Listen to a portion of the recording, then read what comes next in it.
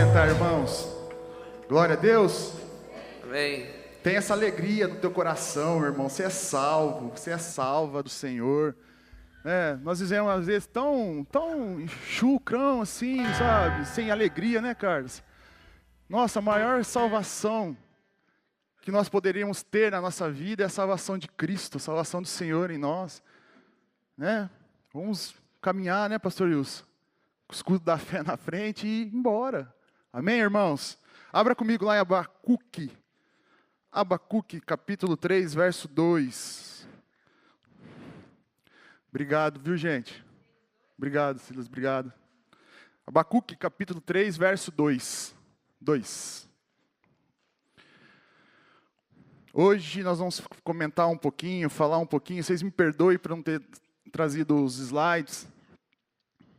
É um assunto tão farto, tão intenso. E eu orei tanto a Deus para trazer alguma coisa a respeito do avivamento para a igreja. E Deus focou em alguns tópicos aqui que eu quero compartilhar com vocês, trazendo um estudo.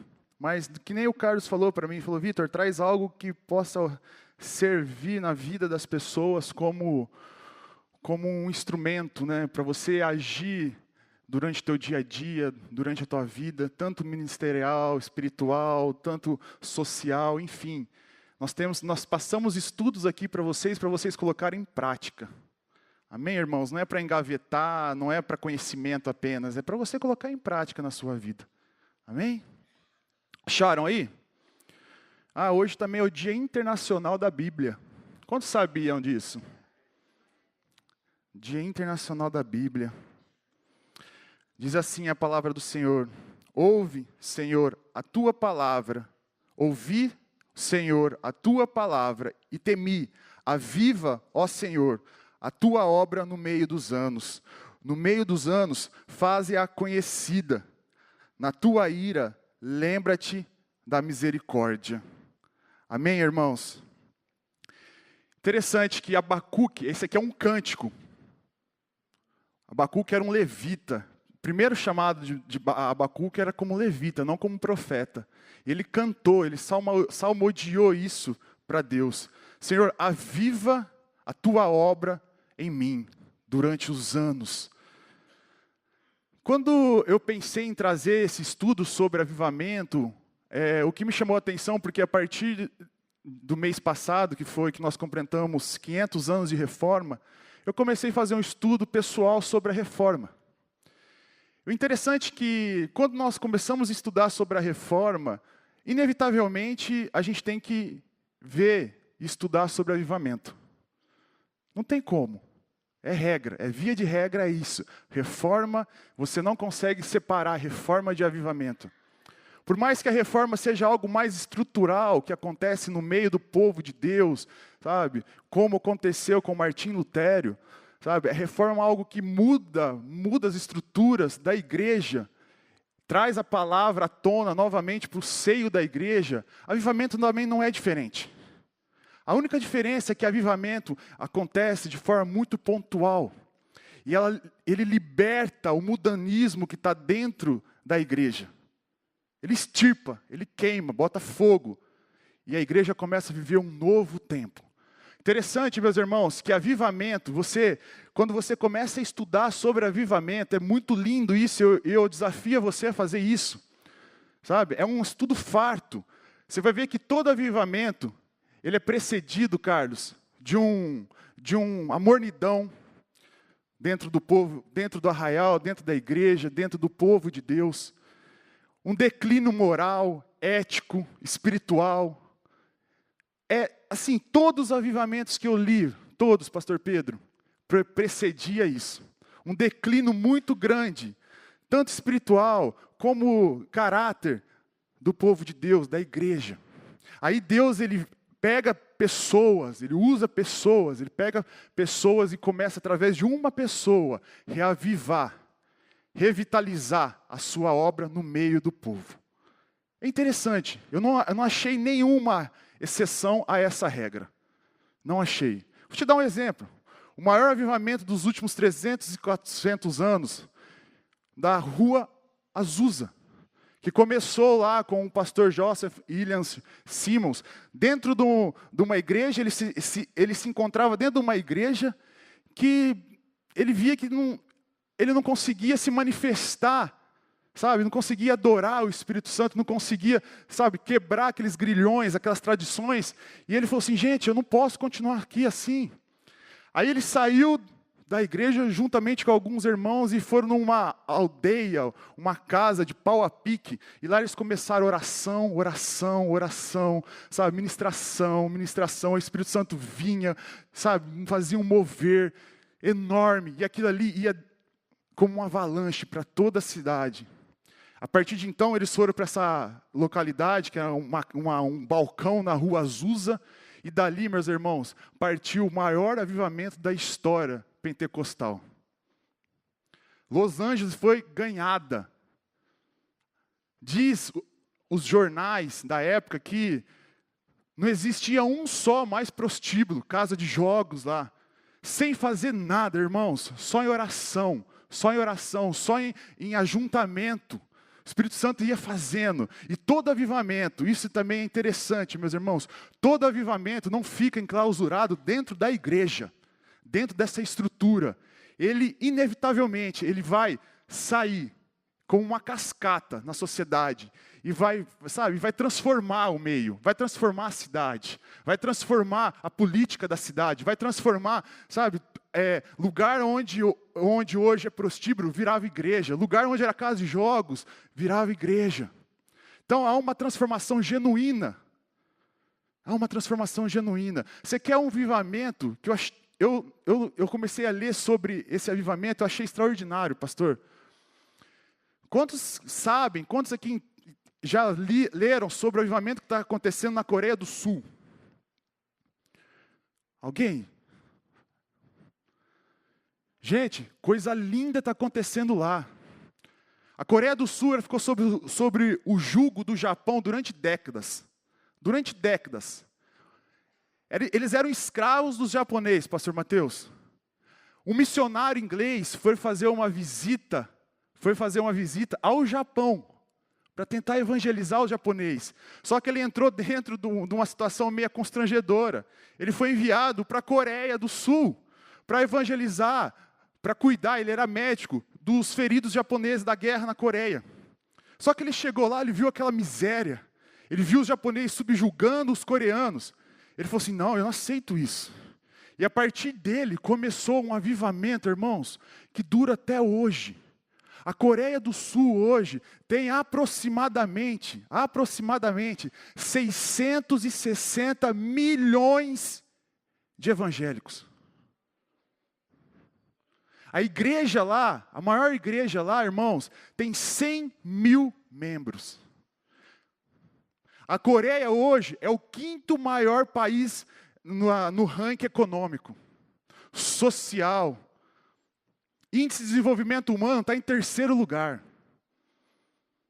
Por isso que, olha que coisa linda, que o que Deus não faz uma nação. Então, irmãos, avivamento é isso. Sabe, avivamento é o explodir da tampa, sabe? As coisas mudam de uma forma tão radical, tão impressionante, que as pessoas não precisam vir para a igreja. As pessoas vão ser contaminadas por essa onda. Avivamento é isso. O professor Martin Lloyd, ele fala que o avivamento é a revitalização. É o retorno daquilo que Deus quis com um propósito eterno para a igreja. Avivamento, irmãos, é algo que a gente tem que buscar. Buscar, não se acomodar. E o interessante, agora eu vou passar para vocês aqui, a questão que nós precisamos entender, isso nós precisamos reconhecer como igreja. Esse texto que a gente acabou de ler de Abacuque, eu vou te dar o contexto que estava vivendo na época. Historicamente falando, nós vamos ver Deus com uma graça, uma misericórdia enorme sobre o seu povo. Mas enorme, pastor Jaci, porque o povo de Deus é interessante. No Antigo Testamento você vai ver o povo caindo e Deus levantando. O povo caindo, Deus levantando. É assim, meus irmãos. É assim. O contexto aqui, deixa eu te dizer, você vai lá em Ezequiel, abre lá comigo, vamos ler um pouquinho a Bíblia. Abre lá em Ezequiel 22. É longo, eu não vou ler tudo, só presta atenção nisso aqui, depois você vai ler na tua casa.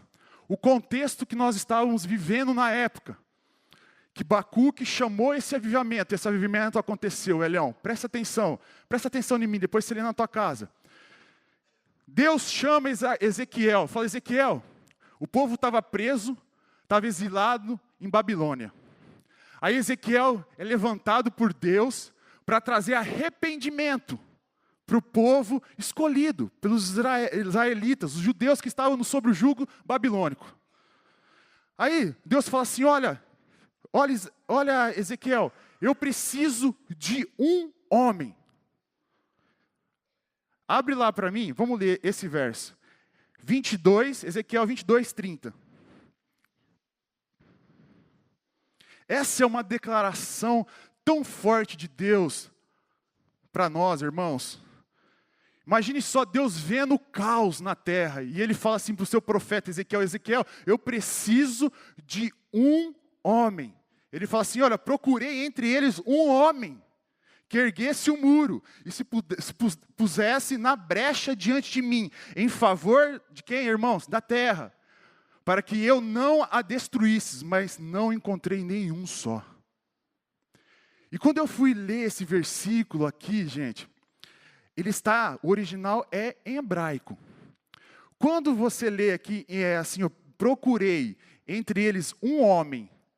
Antes disso, no original está assim, eu procurei entre eles um homem em toda a terra.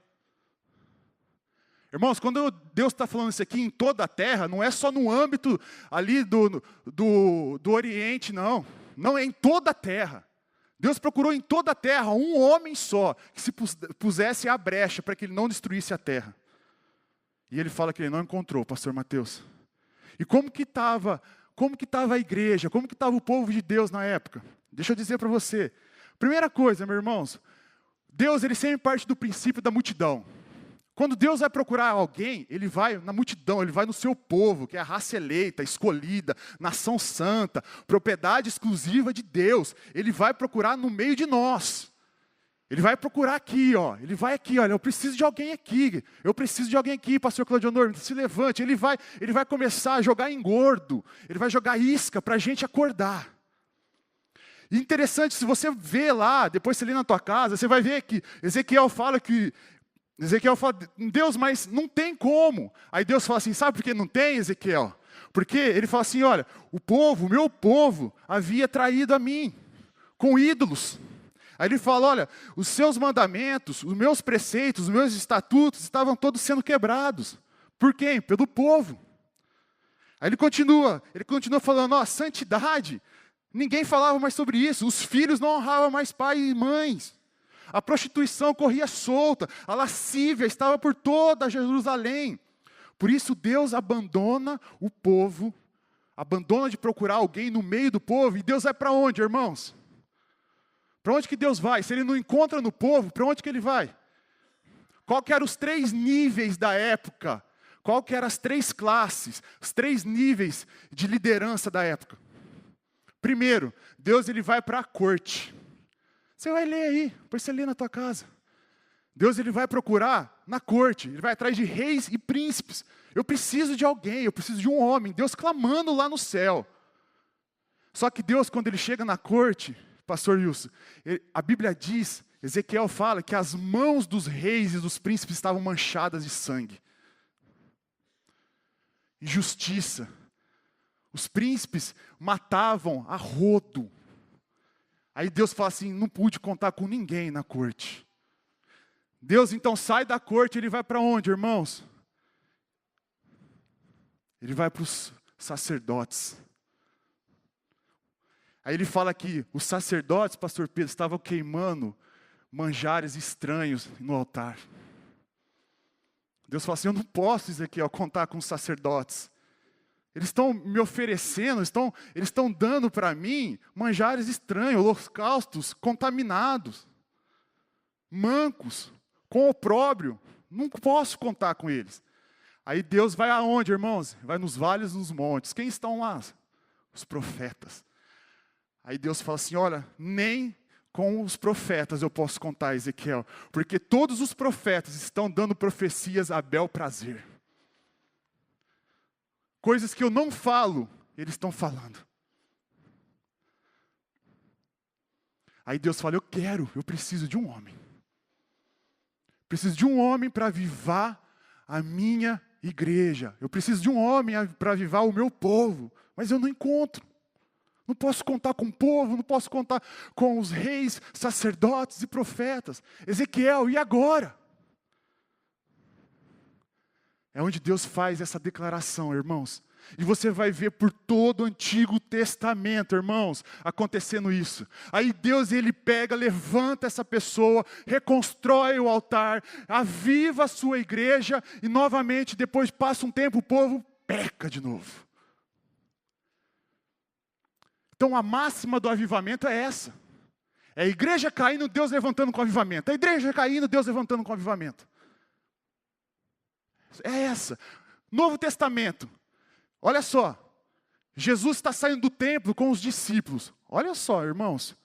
Aí os discípulos olham para trás e falam assim, Jesus, olha que coisa mais linda. Aí o que Jesus fala, irmãos? Não sobrará. Haverá o tempo que não sobrará pedras sobre pedras. Aí os discípulos perguntam, mas quando vai acontecer isso? Quando vai acontecer isso? Aí Jesus começa a falar um monte de sintomas que nós conseguimos enxergar que precede avivamento. É fome, terremoto, sabe? Pessoas se levantando em meu nome, mas não tem parte comigo. Ele começa a falar, são rumores de guerra. Só que, qual que é a causa que Jesus fala no final? Tudo isso é sintomas, gente. Mas a causa é, porque se multiplicarão as iniquidades, e o amor de muito se esfriará. Essa é a causa. Quando nós vemos isso dentro da igreja, multiplicando a iniquidade, o avivamento está para chegar. E eu falei assim, mas por quê? Carlos, por que Jesus falou iniquidade? Eu me apego a esses detalhes, Atos. Nós temos três formas de manchar a santidade de Deus. Primeiro, pecado. Lembra que o pastor Tiago deu uma aula linda aqui sobre pecado, gente? O que é pecado? Trocando em miúdos aqui entre nós. Pecado é você sair da vontade de Deus, é errar o alvo, sair do propósito que Deus colocou na sua vida. Aí nós temos as transgressões. O que é a transgressão, pastor Wilson? Desobediência de leis e mandamentos de Deus. Quando você mata, você está transgredindo a lei de Deus. Quando você rouba, você está transgredindo a lei de Deus. Quando você adultera, você está transgredindo a lei de Deus. E a iniquidade? Se a transgressão é algo exteriorizado, que você põe para fora, a iniquidade é algo mais interno. A iniquidade são aqueles pecados íntimos nossos, de estimação, aqueles pecados que viraram hábito em nossa vida. Que nós praticamos e achamos que ninguém sabe, que até Deus na sua onisciência não vai conhecer. Isso é iniquidade. Aí Jesus está falando assim, olha, quando começar a aumentar isso dentro da igreja, qual que vai ser a consequência? O amor. Aí Jesus bate no amor. O amor vai esfriar. Aí é hora de reavivar a igreja. Irmãos, entenda algo aqui. Entenda algo aqui. Deus, Ele quer demais trazer um avivamento para a nossa geração, trazer um avivamento para a nossa igreja, no tocante à comunidade e assolar a bebedouro. Ele quer que a vontade de Deus venha sobre a terra e permaneça. Ele quer. Ele quer. Só que acima de tudo isso, Deus quer que você seja avivado. Deus, Ele quer que você seja avivado. O avivamento é uma locomotiva. Quando o avivamento vem, para ele permanecer e continuar caminhando, ele precisa estar sobre 2 trilhos.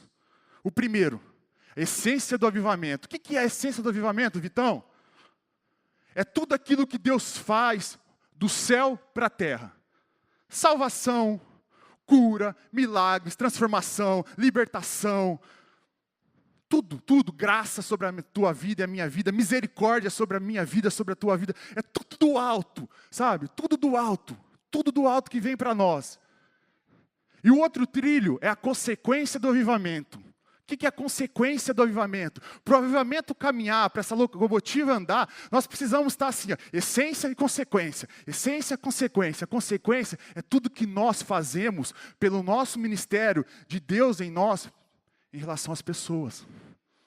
Libertação, amar, perdoar, milagres, prodígios.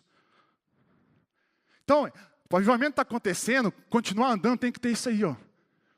Essência, consequência. Porque não adianta, irmãos, Deus fazer a parte dele, ao tocante que é dele, daquilo que é dele.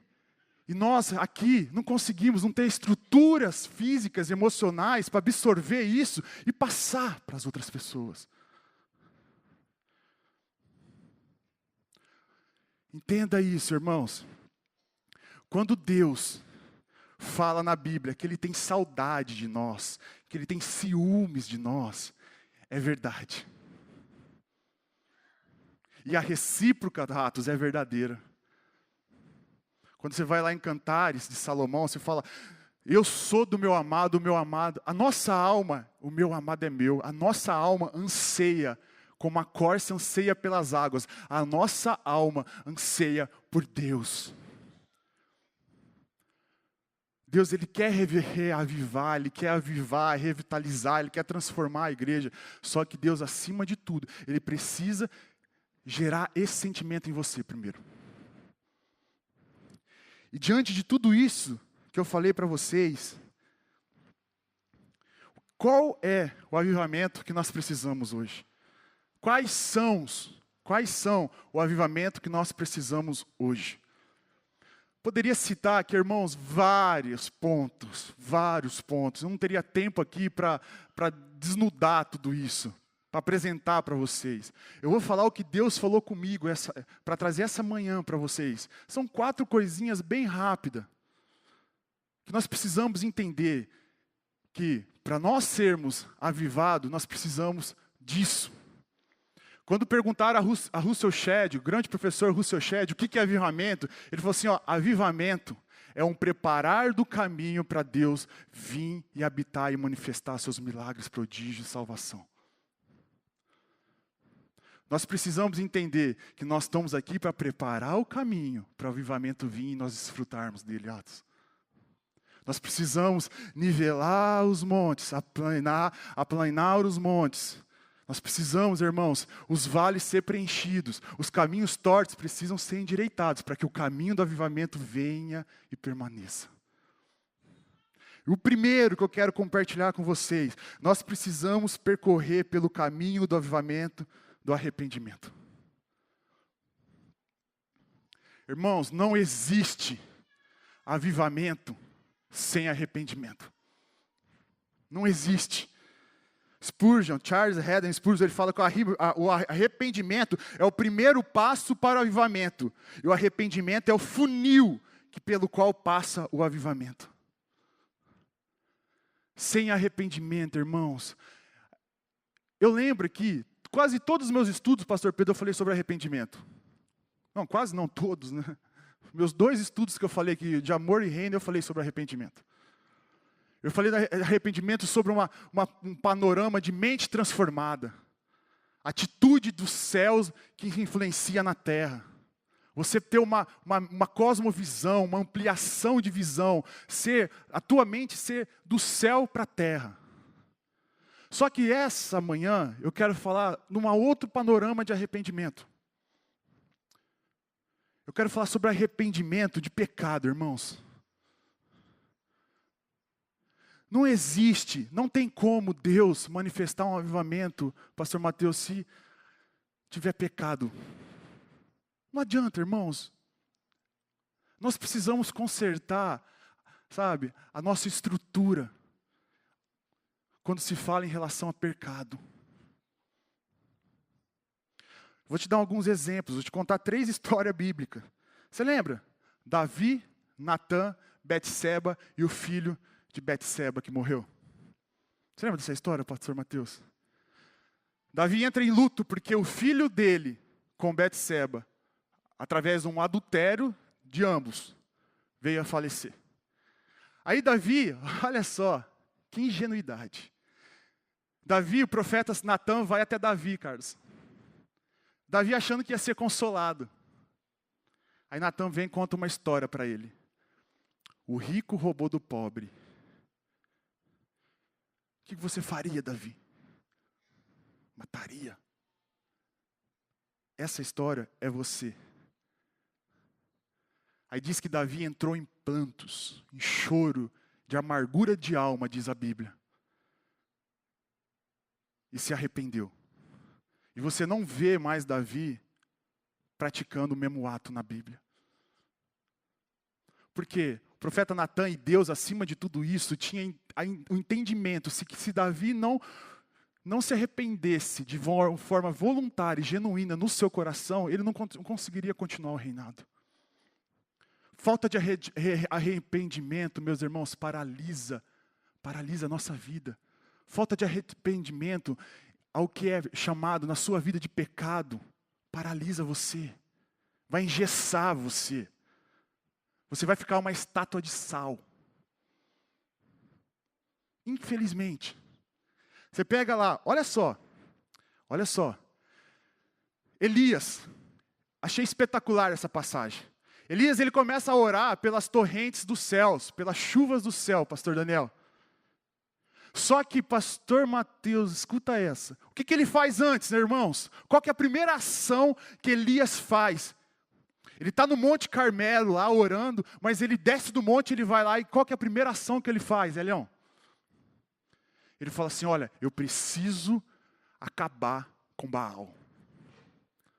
Eu preciso extirpar, eliminar Baal. Não pegar Baal e dar uma nova roupagem, mudar de lugar, trocar de nome. Não, eu preciso acabar com Baal, pastor Wilson.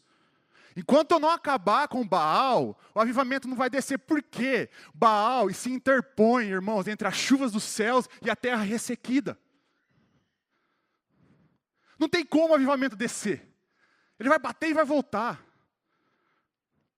Elias vai e acaba, ele extirpa Baal. Olha só outra historinha aqui para você dentro da Bíblia em relação a arrependimento e pecado. Josué lá no capítulo 7.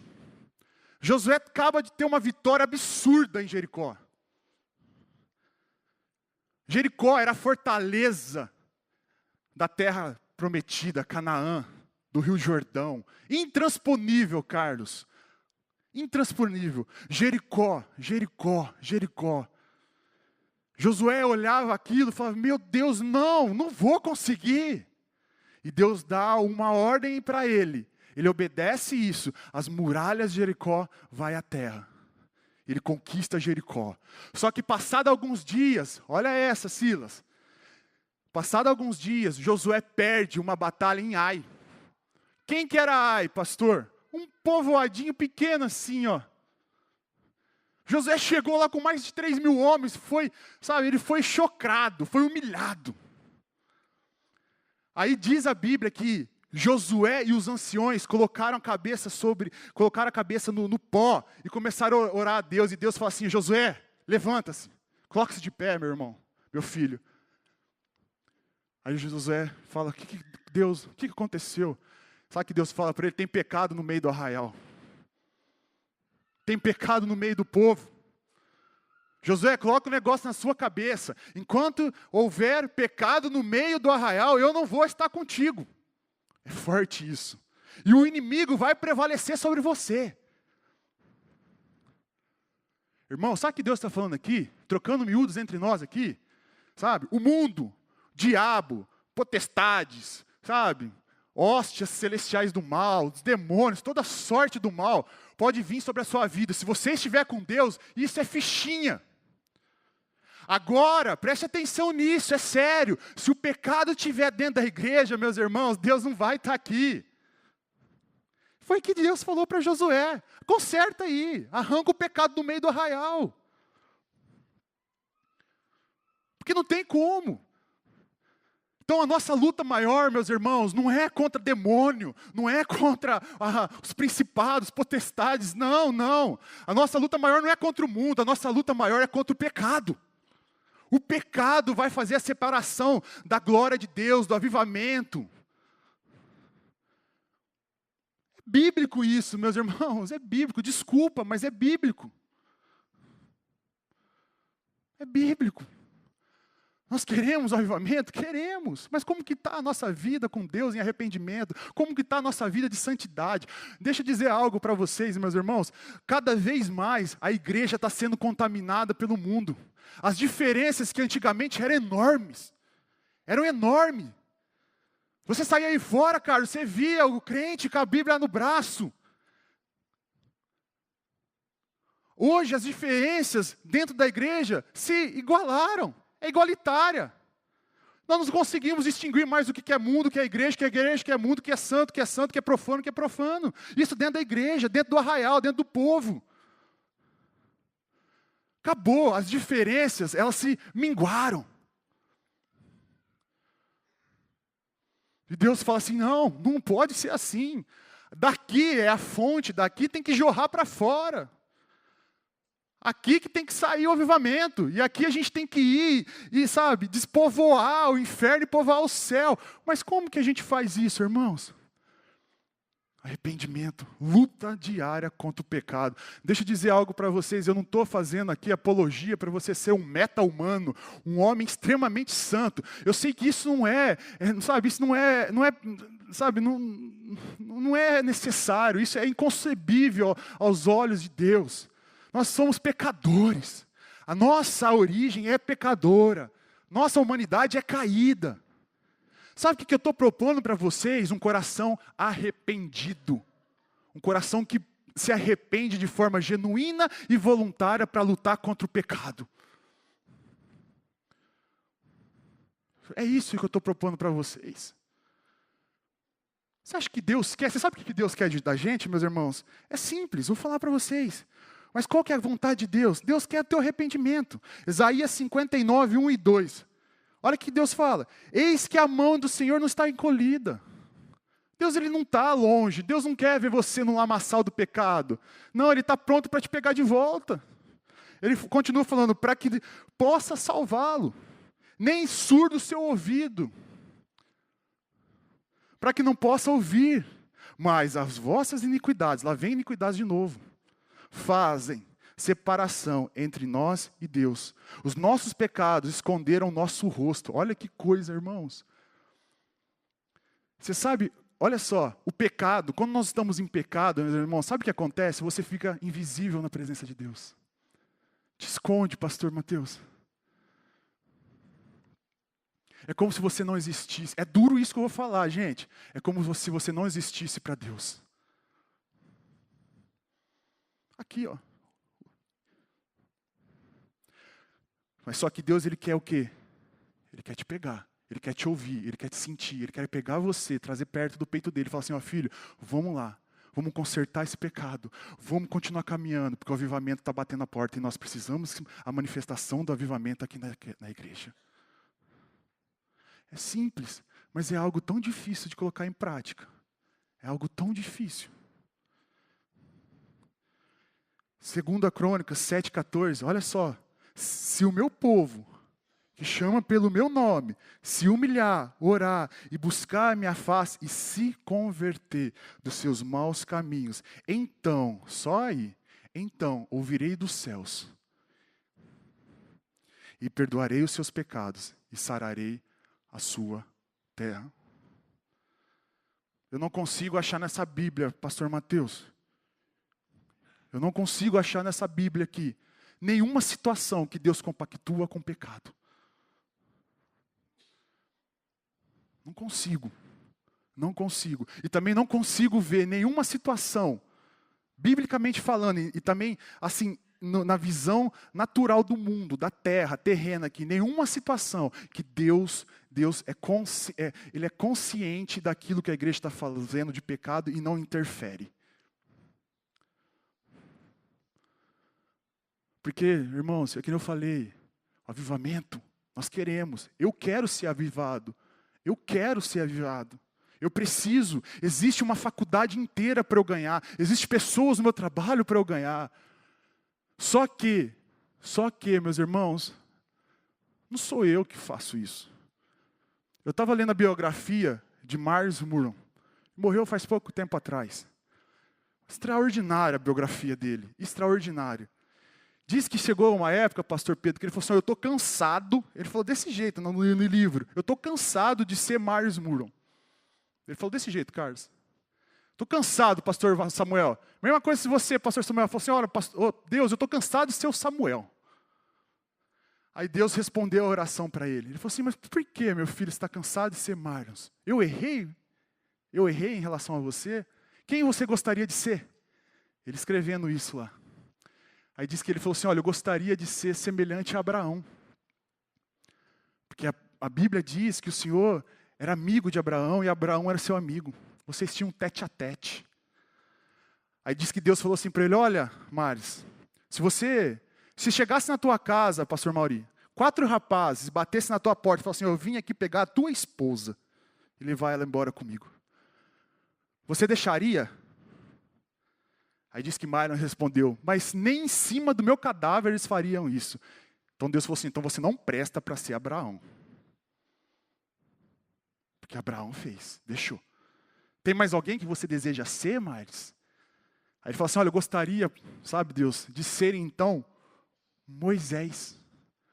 Moisés, porque a palavra diz que Moisés, ele via o Senhor face a face. Aí Deus falou assim, olha, se você fosse Moisés, você me desobedeceria? Nunca! Eu mandei Moisés tocar na rocha, ele feriu a rocha.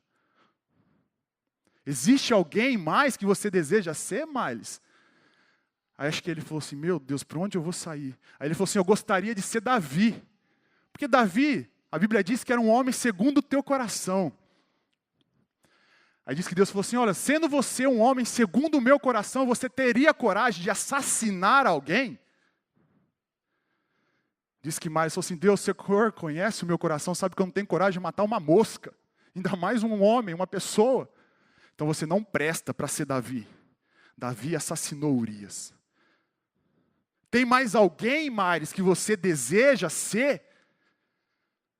Entenda algo de uma vez por todas. Não é você, não sou eu. É o Espírito de Deus que está sobre a sua vida, que te permite fazer essas coisas. Entenda de uma vez por todas, Myles. Você é um vaso, onde eu deposito a minha glória. Aí você se torna agente modificador de ambientes. Porque é o meu Espírito que está em você, não são as pessoas. Irmãos, nós não somos nada. Nada. Nós precisamos de uma vez por todas arrancar esse orgulho de achar que nós fazemos, nós podemos. Nossa, olha, foi a glória do culto, sabe? Foi o pastor tal que pregou, sabe? Não, irmãos, arranca isso de dentro do nosso meio. Não somos nós. Não é o pastor Pedro, não é o pastor Claudionor, pastor Mateus, pastor Ilso, Jaci, pastor Jaci, não é o Carlos, não é o Elhão, não é o Silas, não é a Lisa. Não, é a glória de Deus que está sobre nossas vidas. Mas se nós não entendermos que o pecado tira essa glória de nós não seremos nada, um vaso vazio.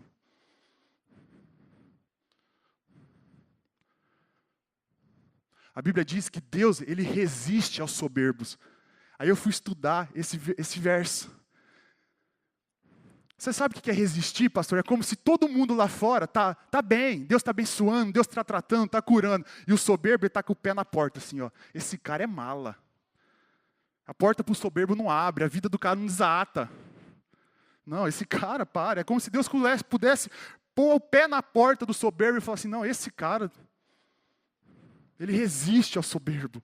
Nós precisamos arrancar isso do nosso coração, irmãos. Achar que nós somos alguma coisa.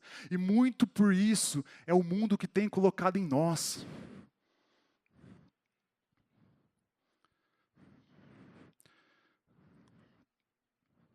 Segunda, nós precisamos percorrer pelo caminho do avivamento em oração, leitura da palavra e jejum. E aqui eu faço uma ressalva. O Carlos deu um estudo sobre a oração aqui tremendo.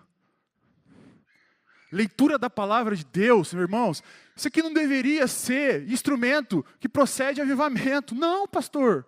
A Bíblia tem que ser o teu manual de vida, o que te norteia. Antes de você vir pedir para o pastor Pedro uma orientação, você tem que pegar a Bíblia na tua casa e ver o que Deus quer de você. Você sabe por que muitas coisinhas, pecuinhas, têm, sabe, atrelados os pastores, o presbitério, por causa de falta de leitura da palavra de Deus. O povo não quer, pastor, ler a palavra de Deus, o povo quer um guru. É mais fácil eu chegar para o pastor Pedro e falar assim, pastor Pedro, o que eu faço nessa situação? O pastor Pedro ele vai me orientar. E se der errado, o culpado não é o pastor Pedro. Se der certo, é o pastor Pedro. Irmãos, vai ler a Bíblia. Vai falar com Deus em oração. Agora eu quero falar sobre jejum. Aí eu quero falar um pouquinho mais sobre jejum. Eu quero que você abra comigo em dois textos para a gente falar sobre jejum. Porque o jejum é muito mal entendido dentro da igreja. Mas muito mal entendido. Mateus 17, 20 e 21.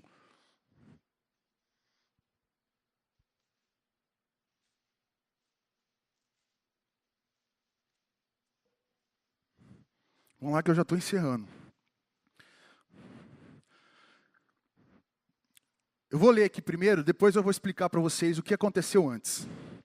E Jesus lhe disse, por causa da vossa incredulidade, porque em verdade vos digo que se tiverdes fé como um grão de mostarda, direis a esse monte, passa daqui para acolá, e há de passar, e nada vos será impossível.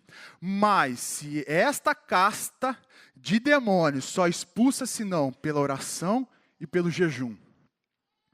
Deixa eu explicar o que estava acontecendo aqui, irmãos. Chegou um senhor com um filho que ele ficava endemoniado. Aí os discípulos chegaram para Jesus e falaram assim, Jesus, nós não conseguimos expulsar esse demônio. Ué, nós estamos andando com o Senhor, nós estamos lá e tal, mas nós fomos lá e não expulsamos o demônio. O que Jesus responde, meus irmãos? Fica atento a isso. Jesus fala por quê? Por que eles não conseguiram mandar aquele demônio embora do menino? O que a Bíblia diz aí, irmãos? Foi por causa do quê? Foi por causa da falta de fé. Irmãos, deixa eu dizer algo para vocês. Quando você jejua, não é para te dar mais poder, Atos. Não é para você ficar um super-humano, um super-crente. Não. Quando você jejua, sabe o que Jesus está falando aqui? Ó? Quando você jejuar, a tua fé vai aumentar. Porque existem situações que você precisa de uma fé, sabe, acima daquela que você age naturalmente no seu dia a dia. E o jejum vai fazer você ter essa fé, um aumento de fé. Não é para você ser poderoso, ser o super crente, não. Jesus está falando assim, olha, você vai jejuar, pastor, vocês vão jejuar, igreja, para aumentar a tua fé. Segunda coisa, olha só, essa aqui, nossa, quando Deus falou para mim, eu até chorei. Mateus 9, 14 e 15. Então vieram os discípulos de João o Batista e perguntaram para Jesus, por que nós, os discípulos de João Batista e os fariseus jejuamos, mas os teus discípulos não? Olha só, irmãos. Aí Jesus responde, como podem os convidados do noivo, são pouquíssimas vezes que Jesus assume o papel de Deus na terra, essa é uma das vezes. Como que podem os convidados do noivo ficar de luto enquanto o noivo está entre eles? Virão dias, quando o noivo lhes será tirado, então jejuarão. Então jejuarão. Você sabe que Jesus está falando assim, ó, irmãos, filhos, amados, vem cá, meus pequeninos, sabe, vem cá. Deixa eu dizer, eu estou aqui entre vocês. Eu estou aqui, mas vai haverá um dia que eu não vou estar mais. Então aí sim você vai jejuar. Você sabe que Jesus está falando aqui, ó, o jejum é necessário para nós expressarmos a nossa saudade de Cristo. O jejum serve, meus irmãos, para nós matarmos, sabe, aquela ânsia de falta de Deus, de falta de Cristo em nós. Você vai jejuar para buscar matar essa necessidade dentro de você. É como se você estivesse falando assim, olha, eu estou com saudade de Deus. Eu estou com saudade de Deus. O jejum vai fazer você expressar a tua saudade em Deus, em Cristo. E nós agimos de forma errônea dentro da igreja. Nós jejuamos para ter um carro, nós jejuamos para arrumar uma esposa. Sei lá, nós ligamos jejum muito com coisas. E não, jejum tem que ser ligado para ter Deus, para ter fé, para atrelar o teu relacionamento com Cristo, com o Espírito Santo. Quer ser avivado, meus irmãos? Jejue para aumentar a tua fé. Jejue para matar a saudade que você tem de Cristo. Para expressar a tua saudade que você tem de Cristo. Só assim nós veremos um avivamento pleno em nós. Terceira coisa. Deixa eu antes. Quem conhece Evan Roberts? Pastor Evan Roberts.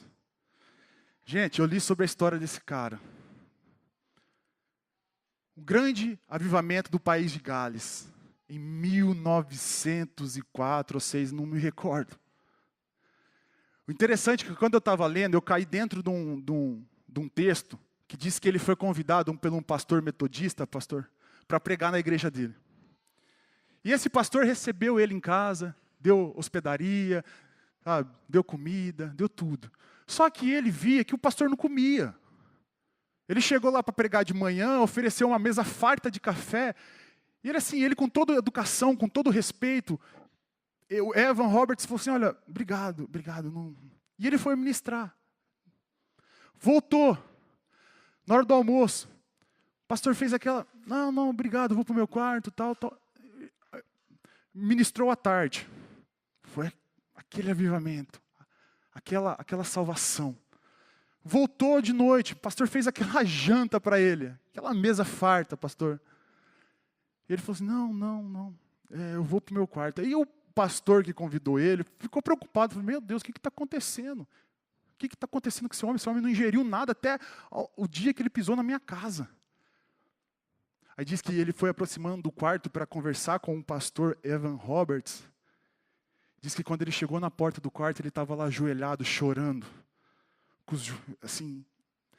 Se derramando na presença do Espírito Santo. Falou assim, olha, Deus, eu quero, e ele estava na Escócia, eu quero a Escócia, ou o Senhor leva a minha vida. Eu quero, ele só repetia isso, a Escócia, ou o Senhor toma a minha vida. Irmãos, vem cá, entre nós. Primeiro, serve para mim isso. Quantos nós estamos dispostos a fazer isso? Eu quero bebedouro, ou o Senhor toma a minha vida. Eu quero bebedouro, ou o Senhor toma a minha vida. Isso é sinal de avivamento. Isso é uma pessoa avivada. Terceiro, nós precisamos percorrer pelo caminho do avivamento de confessar a fé. Irmãos, isso aqui, quando Deus falou comigo, eu achei assim, falei, Deus, mas é isso mesmo? É. Vou te contar uma história. Antes eu quero que você leia um versículo junto comigo, lá em Romanos 10, 9.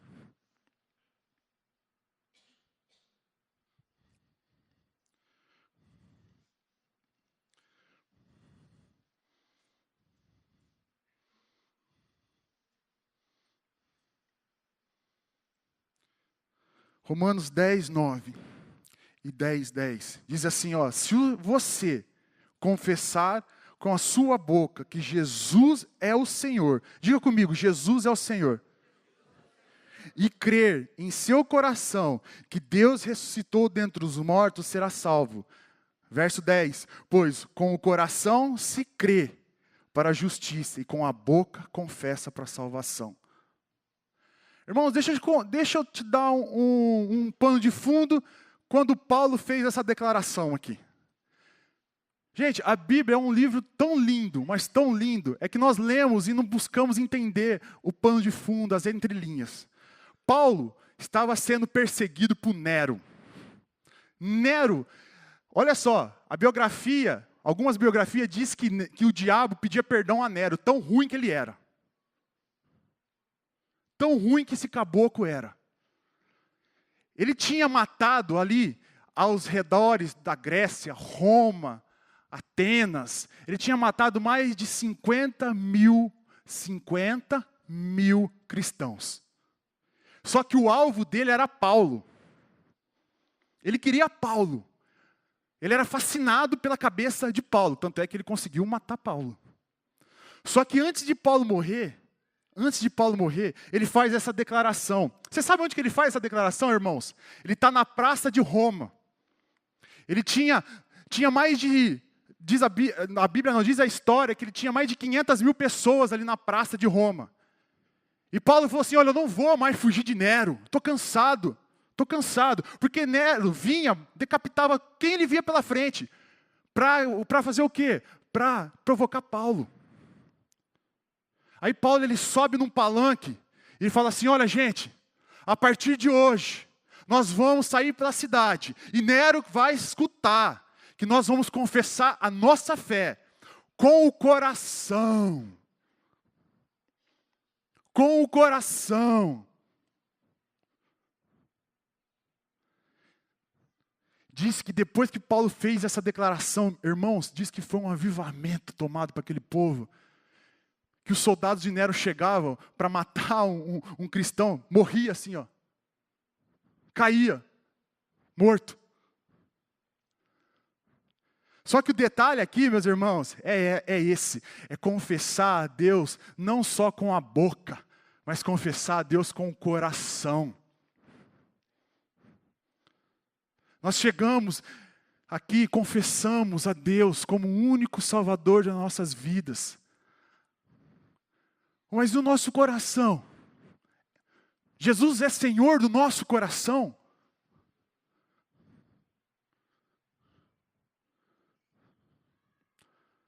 Irmãos, é tão espetacular, porque olha só, qual que é a bronca de Deus para Malaquias?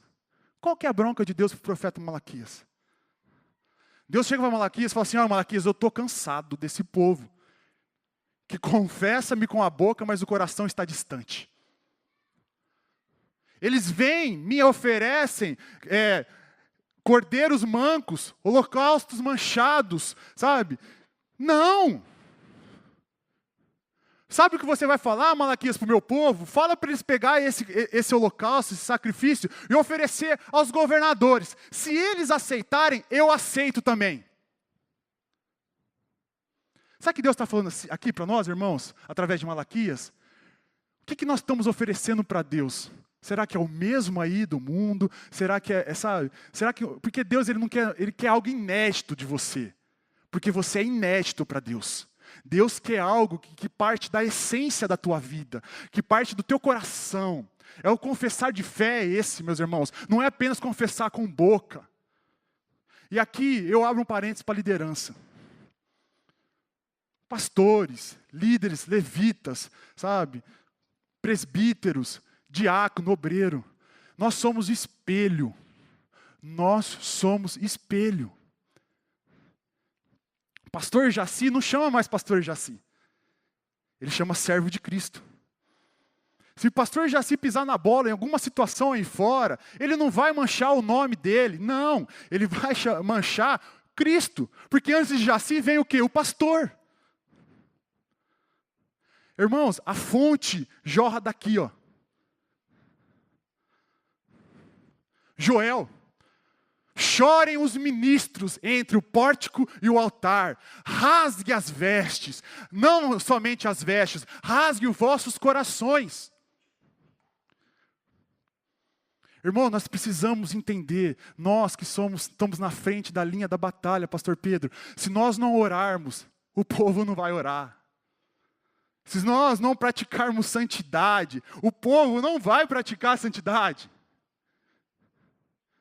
Se nós não tivermos uma vida com Deus, jejum, oração, leitura da palavra de Deus, nós não vamos passar isso para o povo. O povo não vai tomar posse disso, porque o povo vive, sabe, com arquétipos. O que é arquétipos? Eu me espelho no pastor Pedro, eu quero ser igual ao pastor Pedro. Eu me espelho no Atos, eu quero ser igual ao Atos.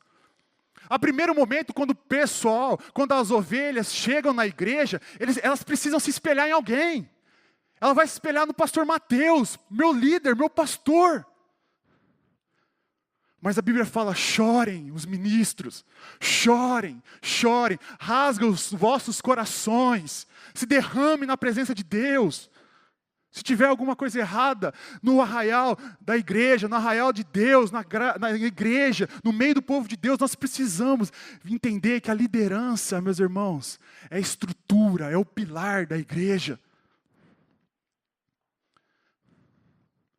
Nós precisamos, pastor Wilson. Nós queremos um avivamento? Eu quero, Marangoni. Mas não é simples assim. Não é simples assim.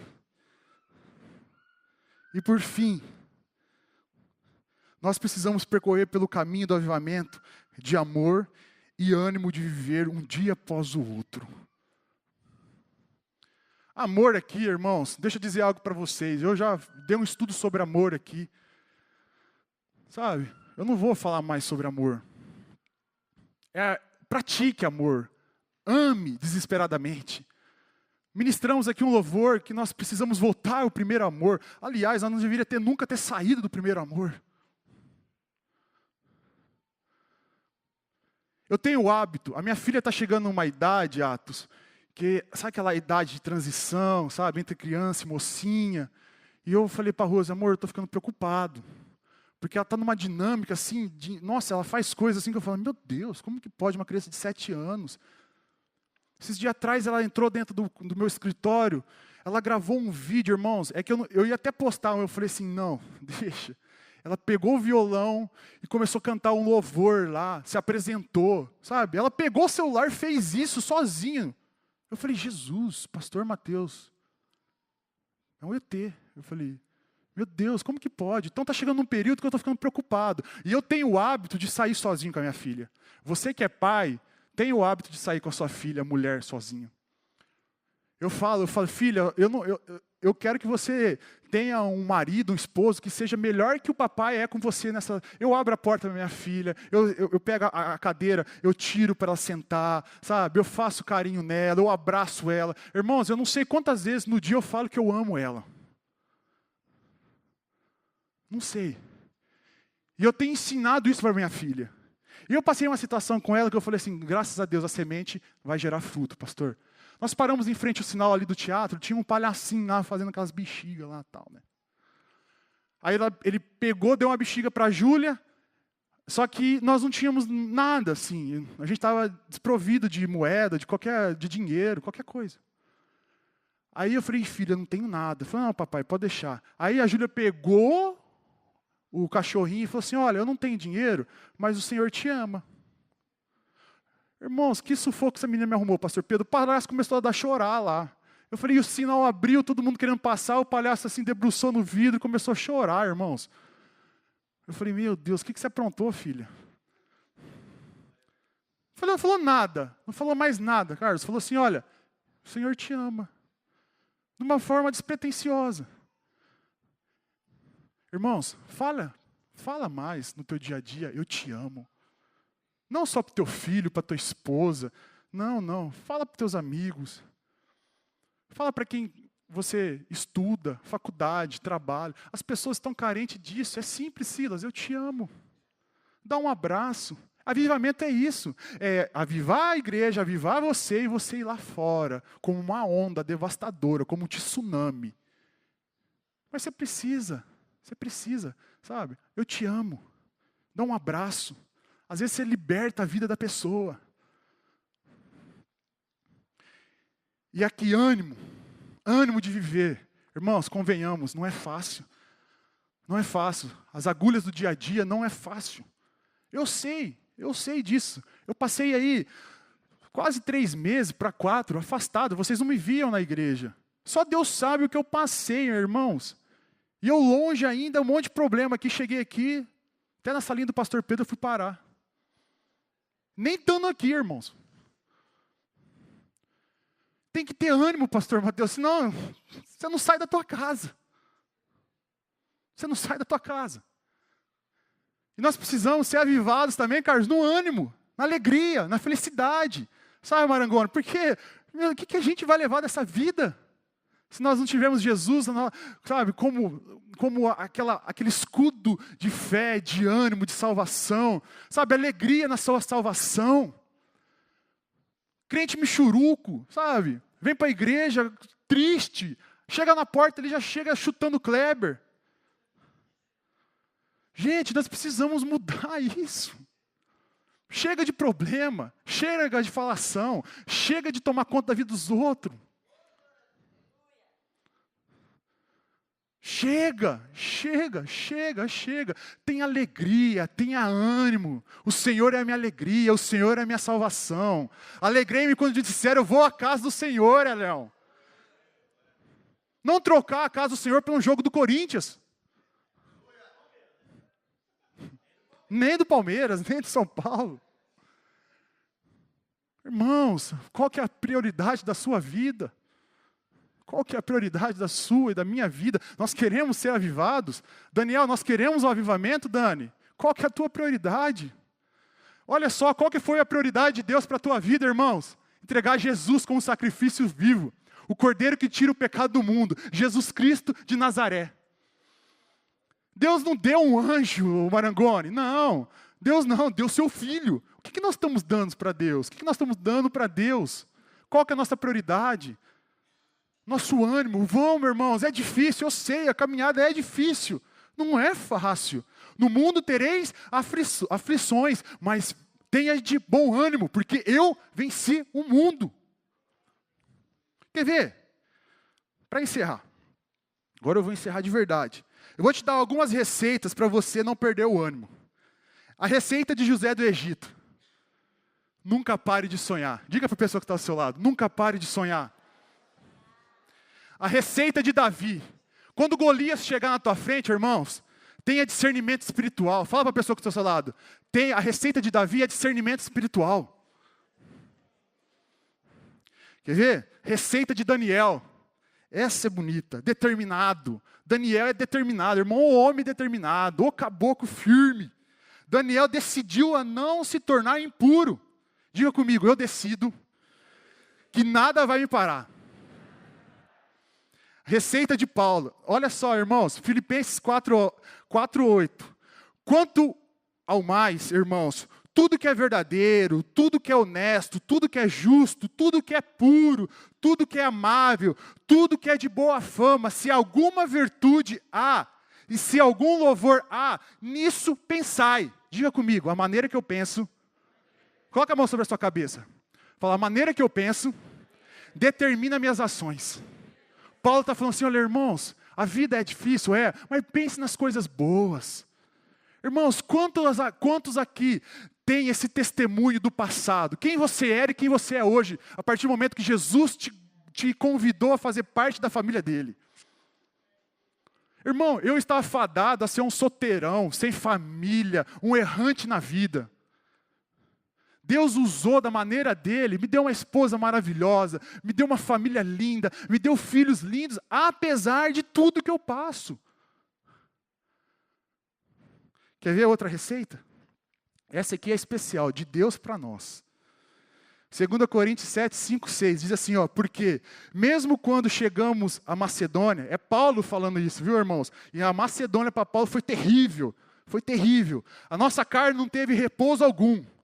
Antes, em tudo, fomos atribulados. Por fora, combates, tremores, por dentro. Misericórdia, para Paulo falar isso, irmão, a coisa estava feia lá. Por fora, combate, por dentro, medo, temor.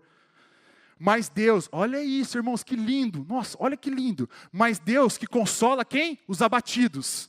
Nos consolou com a vinda de Tito.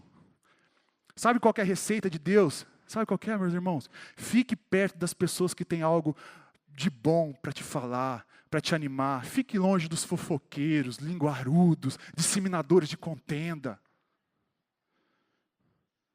Estava tudo horrível. É barco virando, naufragando. Nossa, Nero atrás de Paulo.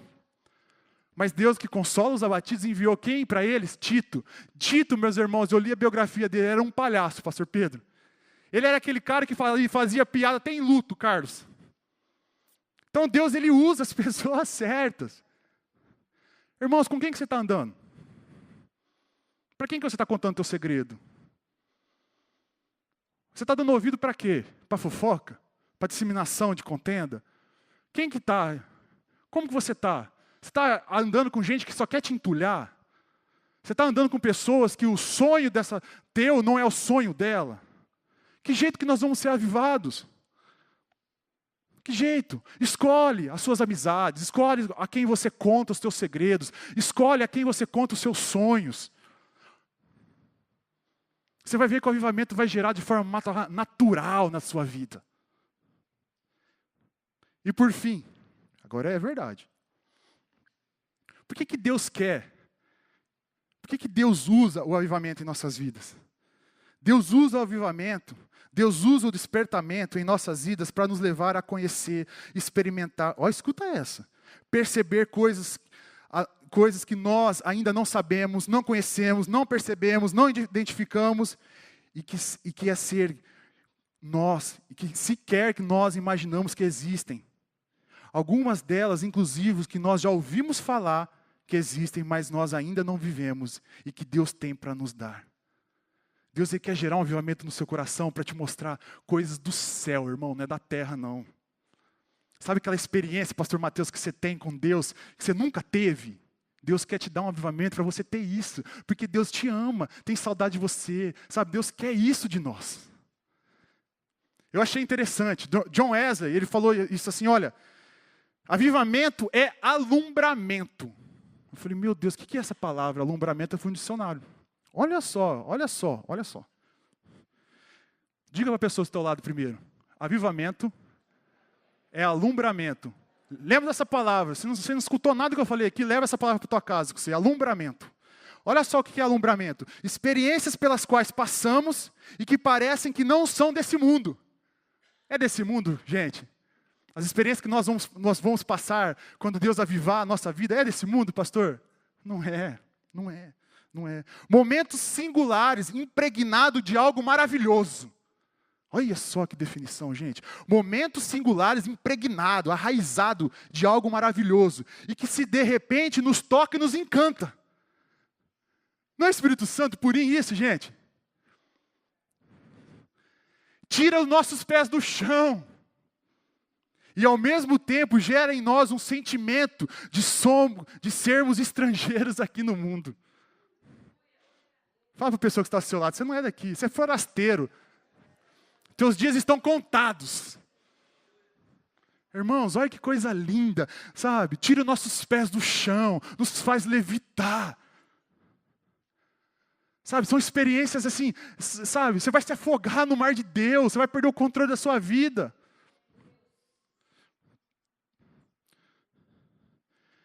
Eu peço a Deus alumbramento na sua vida. Eu peço a Deus arrebatamento, essa visitação do Espírito Santo de Deus que aviva nossas vidas e tira o nosso fôlego. Até porque, irmãos, existem sentimentos que ainda não experimentamos. Há lágrimas que ainda não derramamos. E há alegrias e delícias perpétuas que ainda não provamos. Há dimensões de relações humanas que eu ainda não vivi, que você ainda não viveu. Há verdades espirituais que ainda nós não compreendemos, não conseguimos discernir, e nem nos foram reveladas. Há uma visitação do Espírito Santo que ainda não tive, mas quero ter. O avivamento é isso, é dar algo inédito do céu para nós, e mudar de uma vez por todas a nossa vida e estender isso pela sociedade. Amém, irmãos? Glória a Deus. Só que, diga para a pessoa que está ao seu lado, eu preciso de você. Eu preciso de unidade. Eu preciso de unidade. Fala para outro irmão aí. Eu preciso de você, eu quero você, você faz parte de mim. Aqui é um corpo só. Por que eu estou falando isso, irmãos? Para nós encerrarmos. Abre lá em Atos 2, 1 a 4.